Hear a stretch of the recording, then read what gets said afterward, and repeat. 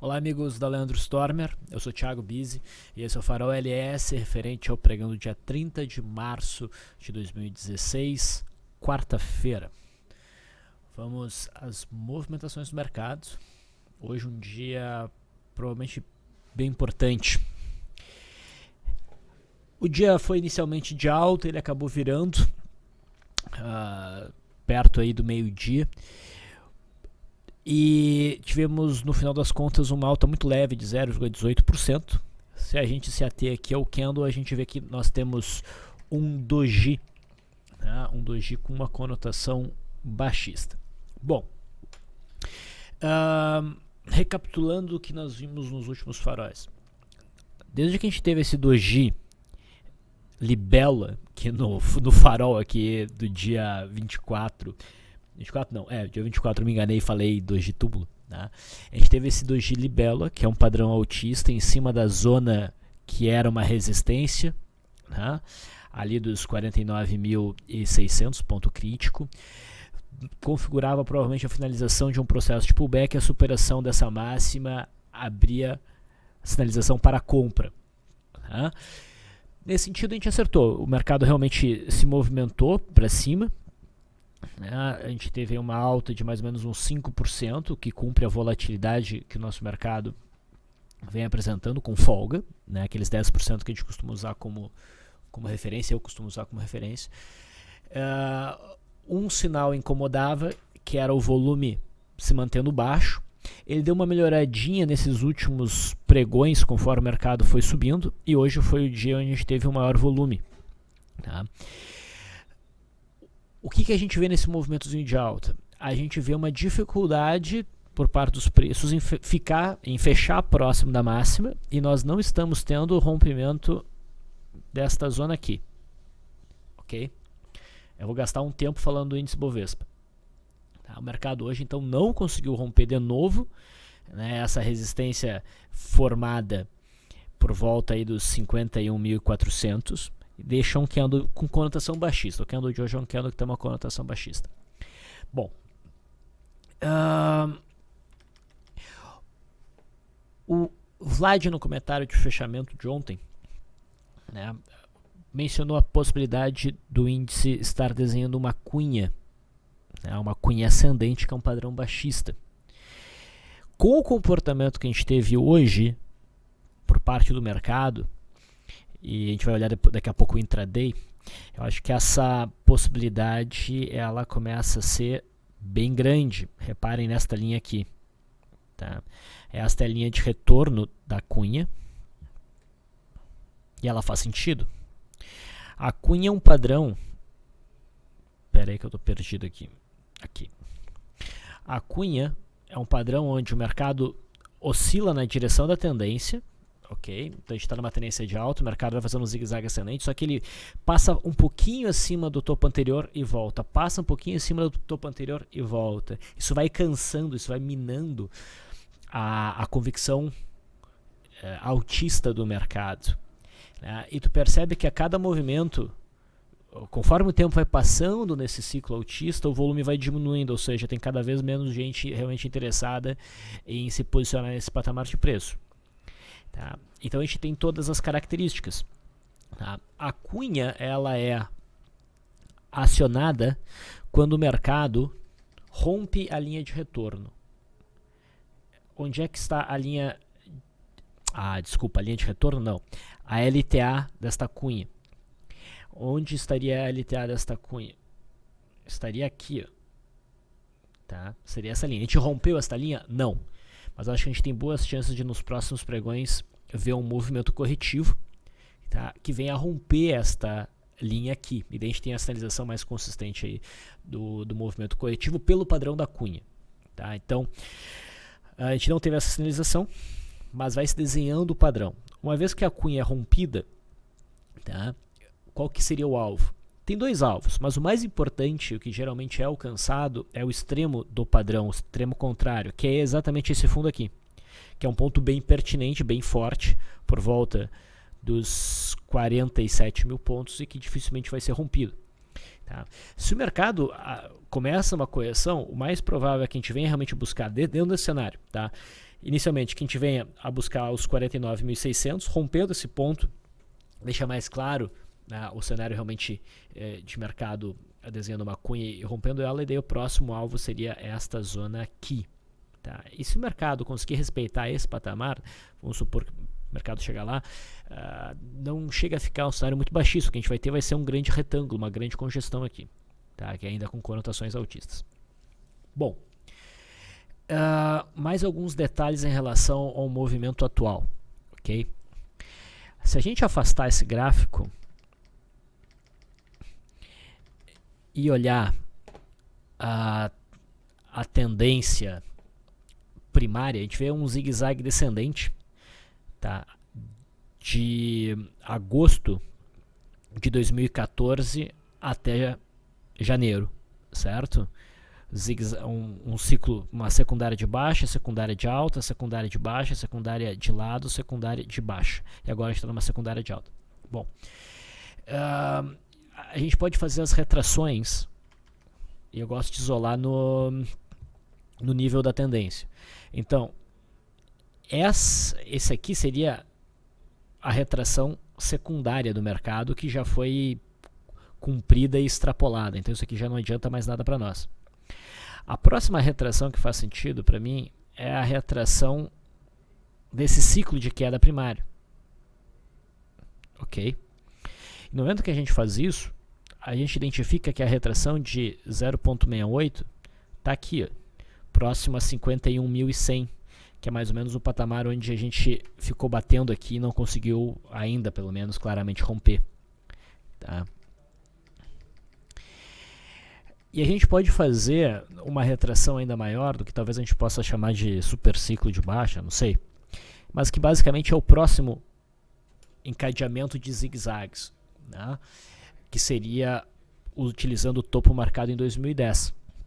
Se a gente for utilizar o topo marcado em 2010,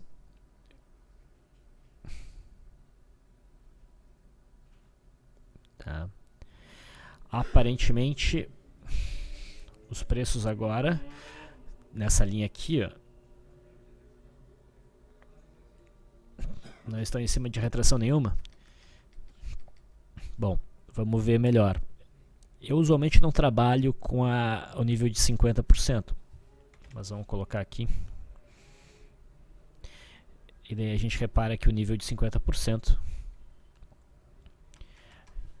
foi onde o mercado bateu hoje. Tá? Então a gente vê nesse momento retrações de Fibo oferecendo obstáculo. O Fibo mais importante é esse aqui, desde o topo de 2014. Tá? Quando a gente olha IFR, a gente vai identificar duas coisas. Vamos afastar o gráfico, vamos focar no IFR. Historicamente, tá? Onde que estão os topos do IFR? A gente já bateu na zona onde o IFR marca topo, historicamente, no nosso mercado. Ele bateu lá e ele já começa uma correção. Tá? E quando tu olha o IFR aqui, tu vê duas coisas. Primeiro, a LTA do IFR já foi rompida. Então é um Advanced Breakdown. Os preços ainda não romperam nenhuma LTA. Né? A gente pode considerar essa LTA aqui, essa linha de referência, ou mesmo a LTA da cunha. Mas no IFR já houve o rompimento. E ao mesmo tempo, nós temos uma divergência baixista, onde os preços vão fazendo topos mais altos e o IFR vai fazendo topos mais baixos. Isso nessa zona já de sobrecompra histórica do IFR. Então, as coisas começam a mudar.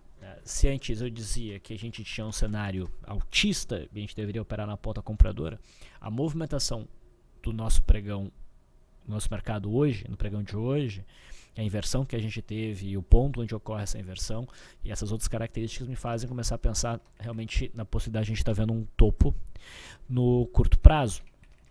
Tá? E considerando tudo isso, acredito que dê até para a gente ser agressivo na ponta vendedora e trabalhar uma venda que usualmente eu não trabalharia pela proximidade com a média móvel de 21 períodos e antecipando inclusive o rompimento desta cunha. Se eu tiver errado, o stop acima da máxima de hoje, o dano é limitado. Né? E por que ser mais agressivo? Porque se a gente for esperar o rompimento da cunha, a gente vai ficar muito próximo desse fundo aqui, a gente vai encontrar a média móvel de 20 períodos, daí a coisa começa a ficar um pouco mais complicada. É bom quando o mercado chegar lá, tu já está posicionado. Tá? Vamos olhar o intraday. Intraday não, vamos começar olhando... Ah, meu Deus. Ficou uma ordem ali.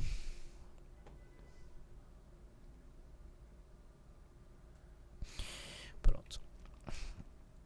Então, esse aqui é o WinJ16, né, o gráfico diário do mini índice. A gente está em cima de uma zona de resistência e não conseguiu romper. Nesse gráfico aqui do futuro não fica tão claro, esse padrão, tá? Talvez seja melhor a gente olhar o WinJ16. Aqui fica um pouquinho mais claro no contrato cheio. E outra coisa que a gente repara pelo contrato cheio é que a gente alcança aqui essa zona de topos entre setembro e outubro. Tem muito pouco negócio aqui, mas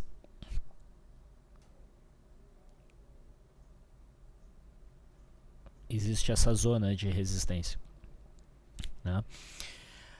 Agora, realmente olhando o comportamento no intraday, o dia de hoje foi de alta, né? No início a gente teve uma abertura em gap de alta, batendo naquela zona de resistência que já foi redefinida ontem aqui.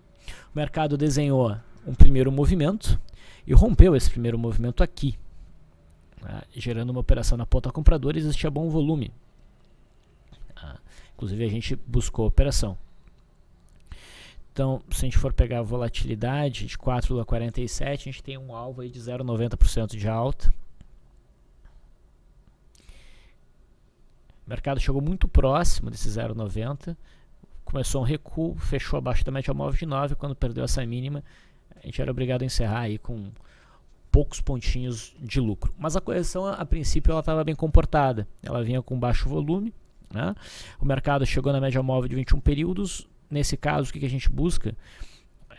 Eu inclusive coloquei isso, deixei bem claro na minha participação na semana do trader do final do ano passado, a versão Pocket, que foi bem curtinha, que nesse tipo de trade corretivo, em vez de buscar um candle de reversão como esse aqui, dentro do canal de baixa, desse movimento de baixa, não vale a pena.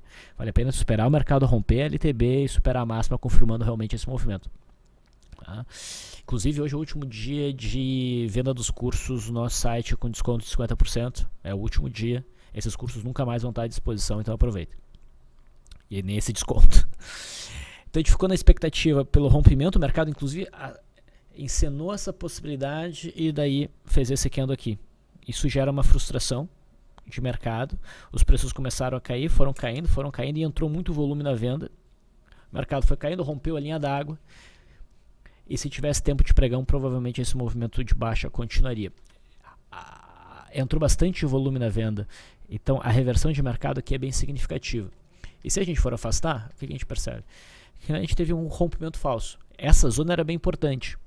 Tá? Ela foi rompida e esse rompimento foi frustrado, e foi frustrado de uma forma violenta.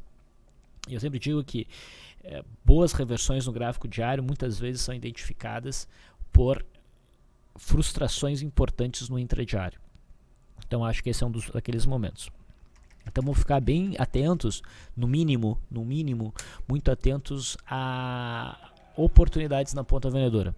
Há sinais que o mercado possa dar que justifiquem mais uma vez inverter a mão, pelo menos no curto prazo. Inverter a mão no sentido de, se antes esperava, se tinha um cenário, existia uma expectativa altista, agora aceitar um cenário agora baixista.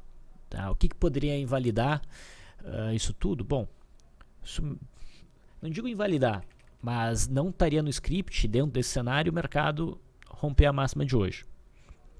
Então eu fico bem atento ao rompimento do topo de hoje para rever todas essas questões que eu abordei aqui com vocês, certo?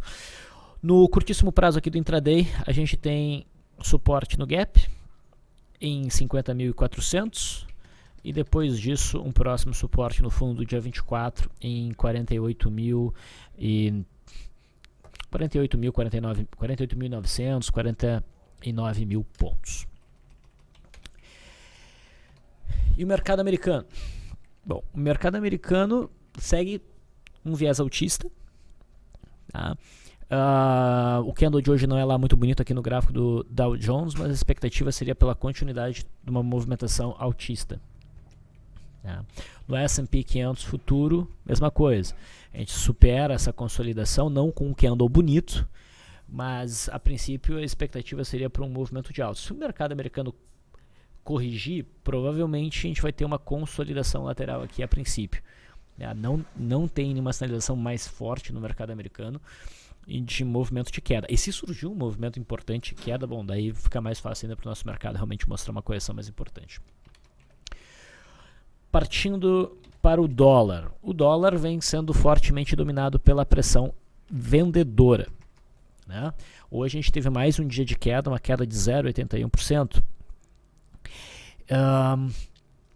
Não há nada a ser feito, a gente está próximo de um suporte, o qual a gente gostaria de ver ser rompido para que a gente pudesse daí abrir algum tipo de posição.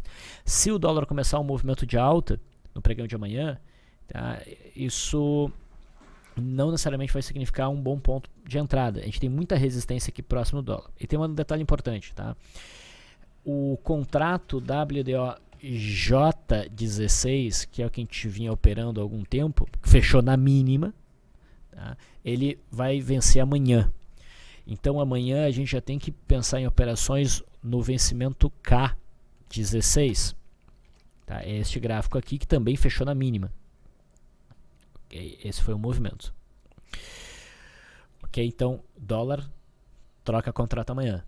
Só o dólar, não o mini índice ou o índice. Tá? No dólar hoje, o que a gente teve? Tanto no contrato novo quanto no antigo, um Twin Towers muito parecido com o que a gente teve no setor bancário no pregão de ontem. O mercado abriu sinalizando um candle de alta, né, fazendo um candle de alta, e a reação foi um candle que engolfava para baixo esse candle de alta, com mais volume, com maior amplitude, gerando um cenário de venda. Então, no J16 nós também tivemos isso dentro de um cenário extremamente baixista. Olha as médias todas aqui, ó. Média de 200, média de 50, média de 21. Então, alguém mais agressivo poderia buscar aqui sim essa operação na ponta vendedora. Então, lembra que se tu estiver olhando o gráfico perpétuo, a gente vai ter uma alta artificial, que é da troca de contrato, é o juro que está sendo embutido, tá? Porque no K16 existe um juro que no J já foi, né, ao longo do tempo, já se dissipou ao longo do tempo. No juro, o viés segue sendo baixista, né, mas o juro ainda não perdeu essa mínima. Se perder essa mínima, daí a gente deve ver um movimento mais forte de queda em busca dos 12.700. Eu não vejo cenário para compra aí. Vamos para as principais ações. A Vale apresenta ainda um comportamento positivo, tá? Ela retomou um movimento de alta, apesar de não fechar com um candle lá muito bonito.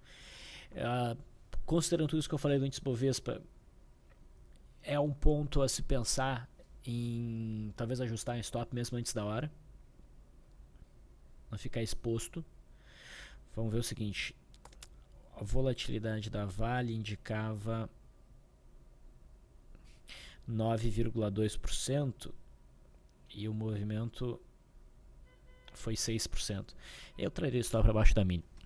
Mas de todos os papéis, de todos não digo, mas entre os papéis a Vale não está com uma cara baixista, tá? Ela está mostrando uma boa dose de força.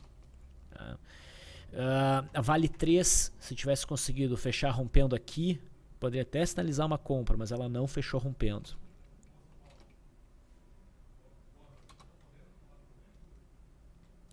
No gráfico intradiário, a gente também vê um rompimento falso.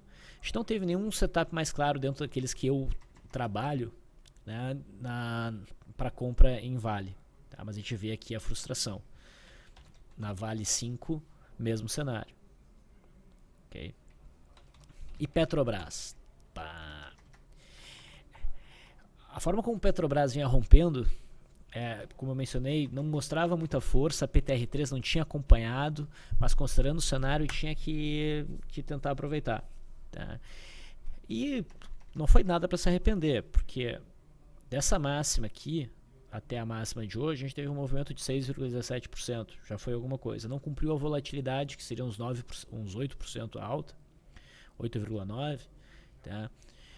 Mas deu para buscar alguma coisa. Eu seria da opinião de ajustar o stop para baixo da mínima de hoje. Tá? A Petrobras não conseguiu. Olha as insistentes sombras superiores. E tem outro detalhe, né? Se a gente fizer... Bom, nessa retração aqui, eu não sei se ela é muito correta pelos ciclos, tá? A gente tem uma retração de 0,618 aqui. Mas independente dessa retração,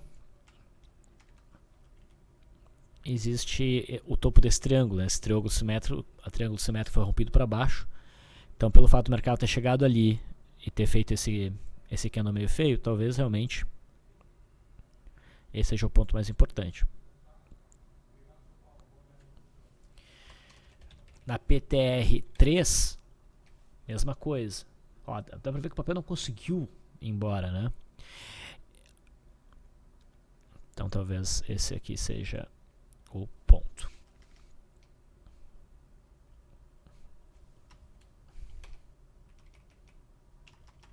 E no intraday a PTR3 e PTR4 não fizeram nada de muito claro para operações. A gente até no LS Live aceitou esse rompimento como primeiro movimento por conta de todo o cenário, mas com stop mais curto que o usual, e a gente foi estopado, ainda bem, né? Porque o mercado depois inverteu fortemente. Bis, isso aqui seria um rompimento falso? Isso aqui não é bem um rompimento falso, talvez do setup, mas não de uma estrutura significativa. Tá? Porque esse topo sozinho não é uma estrutura como essa aqui, dos 8,20 e tantos. Esse rompimento foi falso? Não, do ponto de vista intradiário não foi falso. O mercado rompeu, segurou e foi embora. Tá? Então, na Petrobras, a gente não tem um cenário violento de rompimento falso como a gente tem no índice, porque é um topo só aqui. Não é nada tão significativo. Ok? Ambev perdeu a mínima de ontem, gerando encerramento de operação comprada por swing trade, seja aqui onde for. Tá? Pode desenvolver algum movimentozinho coletivo, ok? Mas num prazo maior, o alvo segue sendo o topo de outubro.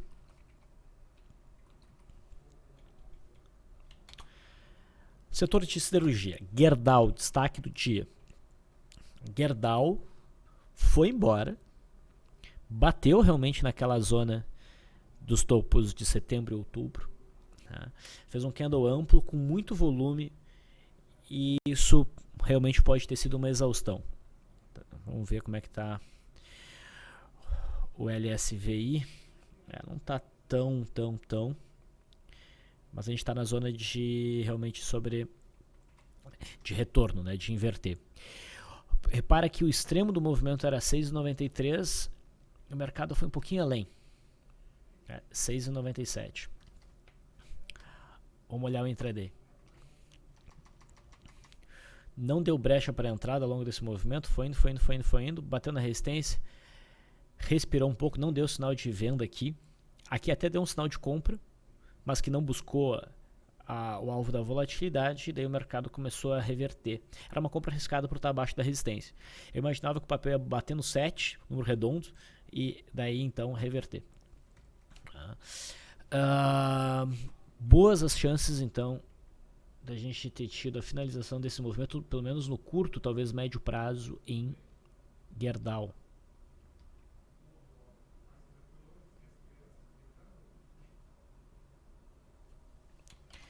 A Goal não subiu tanto, mas também não corrigiu tanto nesse movimento do finalzinho do pregão. E no final das contas há um fechamento acima dessa resistência com 2 testes ali entre os 2,20, 2,25. Tem até um gap oculto que está aberto, teve bom volume. A gente não está em cima de uma zona de resistência. Então é capaz, né, entre Gerdau e Goal pode ser uma compra. Dado todo o cenário, eu só buscaria essa compra se houvesse a superação da máxima. Ok? Como um critério de confirmação. Tá? E de qualquer forma, muito cuidado nessa compra. Tá? Se o papel for embora no movimento de alta, um alvo natural seria a média móvel de 200 e as proximidades de 3. CSNA segue andando de lado, não faz nada, o seu viés é autista, não é um papel que assusta. Os em 5 não rompe essa LTB ainda. Talvez ela consiga romper essa LTB, romper aqui a faixa de 1,92, talvez ela pudesse dar uma puxada, talvez aconteça, a gente não sabe, mas no momento a gente está dentro de um padrão de contração. Setor bancário. O Bradesco chegou a superar as máximas recentes, mas não consegue sustentar acima desse ponto, continua com o volume relativamente baixo. Então, se tu for ver aqui, também tem um desenho meio de cunha. Itaú não tem uma cunha, a gente tem uma congestão, o papel está no meio de uma congestão, não há nada a ser feito.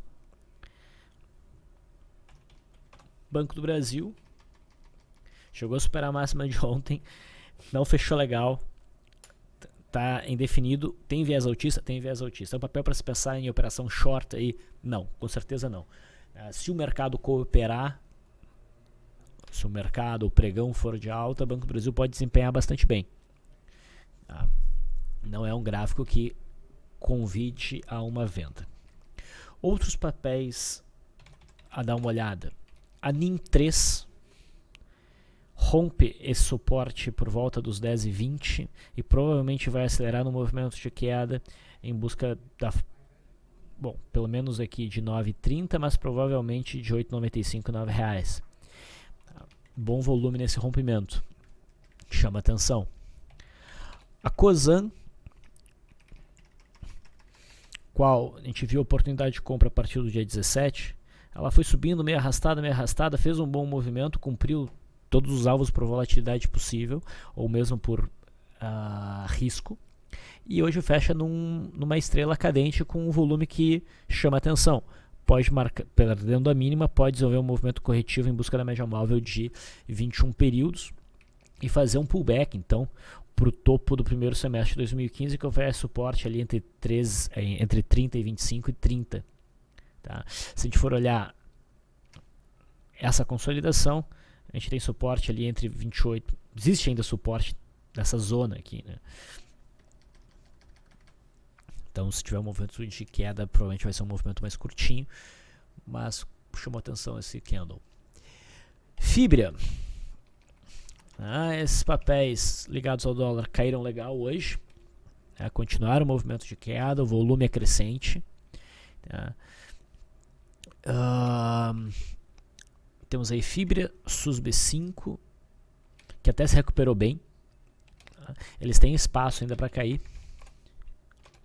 Klabin também fez um bom movimento de queda, mas a Embraer não acompanhou, está num ritmo diferente. A Embraer está próximo da resistência aqui em 24,30 e não é o momento para vender esse papel. Nem sei porque eu olhei esses papéis. Gol teve uma queda significativa hoje, tá, e está ameaçando perder esse canal de alta. Isso aqui pode ser enquadrado num cenário de gap de fuga. A perda mínima pode levar realmente a um movimento de queda, né, que pode ganhar proporção. A gente teria uma zona de suporte aqui entre 2,90 e a mínima aqui do gap 2,34 e depois nessa faixa dos 2,38. Tá, mas seria importante o mercado perder a mínima de hoje para sinalizar esse movimento corretivo no curto prazo. Tá, então hoje Gol perdeu bastante força. Rumo 3 também chega a fazer um engolfo de baixo, mas que não está bem posicionado. A gente não está depois de um movimento de alta.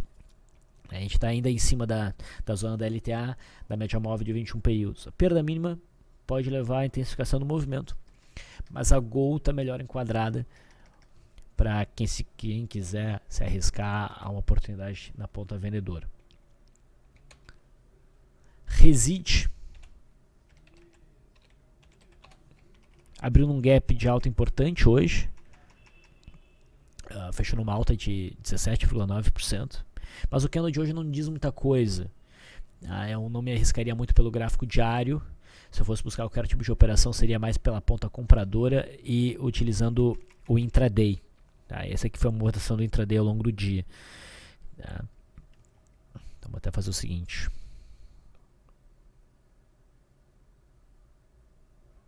Aqui. Esse é o ponto mais importante, né? E depois aqui. Ontem a gente teve um gráfico que chamou a nossa atenção, né? Parecido com isso, que foi a Sabesp. É um cenário diferente do da Sabesp. Sabesp a gente tinha um cenário bem mais altista. Eu mencionei que a gente poderia buscar a operação na ponta compradora, né, entendendo esse cenário como um cenário de gap de fuga e abertura de bandas pela superação da máxima, a superação dos 24. E o papel superou os 24, deu uma puxada aqui de 2,55%.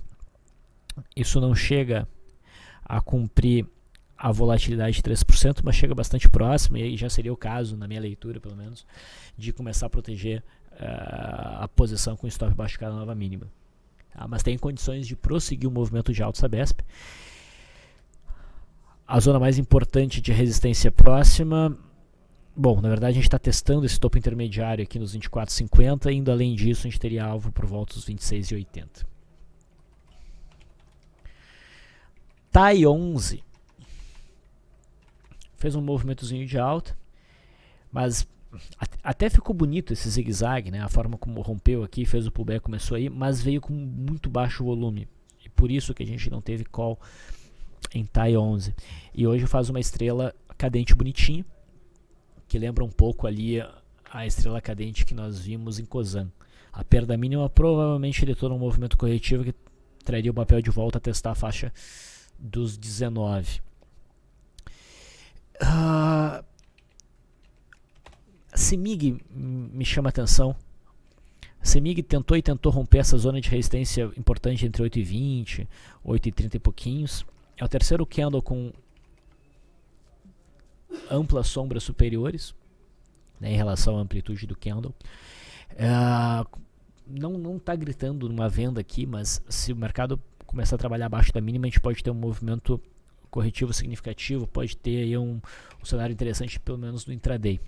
Então acho que vale a pena acompanhar. O GPA3 também faz um candle meio feio. A perda mínima pode detonar um movimento corretivo, porque a gente não se desvencilhou aqui da zona de resistência. Mas aí é uma venda mais chata de ser feita, eu não faria, só estou chamando a atenção. Outra venda que chama a atenção, mas que eu acho um pouco chata de fazer, até porque eu não gosto muito do papel, é Vivo, a Vivid. A gente faz aqui um doji com toda a cara de reversão, se houver, e com bom volume inclusive. Se houver a perda mínima, o mercado pode iniciar um movimento corretivo, mas essa faixa aqui dos 45,65 é um suporte próximo, talvez detone meramente uma correção de pullback. Então não é o papel que mais me interessa. E VLID 3, a gente mencionou VLID 3 várias vezes recentemente, mencionando o fato de que a perda do fundo aqui de janeiro provavelmente detonaria um movimento forte de queda. Isso não aconteceu. O mercado beliscou aquela mínima de janeiro no candle do dia 28, fez um candle neutro depois, e agora perdendo todas essas mínimas aqui, o mercado realmente deu uma paulada para baixo bem importante.